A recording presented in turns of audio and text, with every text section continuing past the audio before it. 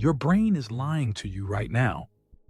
While you're watching this video, making split-second judgments about whether to keep watching or click away, your mind is running two completely different operating systems that you probably don't even know exist. And one of them is secretly sabotaging almost every important decision you make. I'm talking about the groundbreaking research from Nobel Prize winner Daniel Kahneman, who discovered that our brains operate using two distinct thinking systems. System 1 thinks fast, automatic, and emotional. System 2 thinks slow, deliberate, and logical. The problem? System 1 is in the driver's seat about 90% of the time, and it's riddled with built-in flaws that can cost you money, relationships, and opportunities. Today, I'm going to talk about 5 specific mental biases that are quietly hijacking your decision-making process. By the end of this video, you'll know exactly how to spot these cognitive traps and start making dramatically better choices in every area of your life. Let's start with the first bias that's probably affecting you right now: anchoring. This is when the first piece of information you encounter completely warps everything that comes after. Here's a quick test. Is the population of Turkey greater or less than 35 million? Now, what do you think the actual population is? If you guessed somewhere around 35 million, you just experienced anchoring in real time. The actual population is over 84 million, but that random number I threw out there became your reference point. This happens everywhere in real life. When you see a jacket marked down from $300 to $150, you feel like you're getting a deal, even though that jacket might only be worth $75. The original price anchors your perception of value. The second bias is the availability heuristic, and it's making you terrible at assessing risk. Your brain judges how likely something is based on how easily you can remember examples of it happening.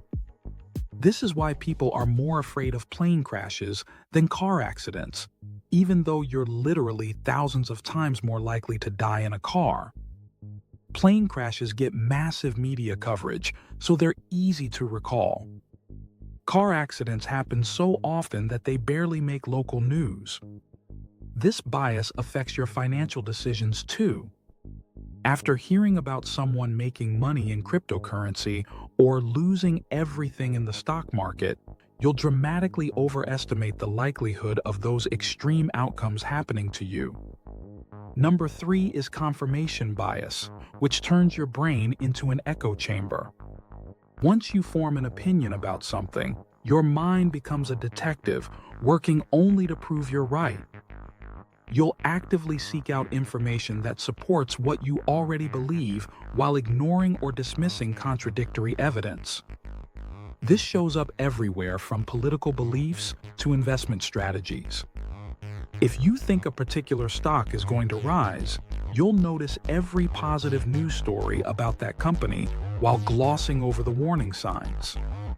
Your brain literally filters reality to match your existing beliefs. The fourth bias is loss aversion, which keeps you stuck in mediocrity. Research shows that the psychological pain of losing something is roughly twice as powerful as the pleasure of gaining something equivalent. This makes you hold on to bad investments too long, stay in unfulfilling jobs, and avoid taking calculated risks that could dramatically improve your life.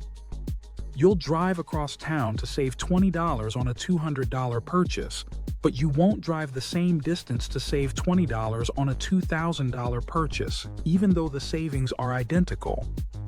The percentage feels different, so your brain treats it differently. Finally, there's the planning fallacy, which is why you're chronically late and constantly overwhelmed. When estimating how long something will take, your brain focuses only on the best-case scenario. You imagine everything going perfectly, with no interruptions, delays, or complications. This bias doesn't just affect small tasks. Major construction projects routinely run over budget and behind schedule because even professional planners fall into this trap. The solution isn't to become pessimistic, but to actively consider what could go wrong and build buffer time into your estimates. Here's the crucial insight. You can't eliminate these biases, but you can work around them.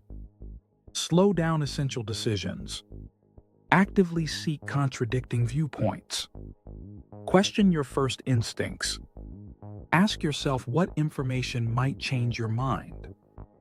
Your fast-thinking system will always try to take shortcuts, but now you know when to pump the brakes and engage your slower, more careful thinking system instead.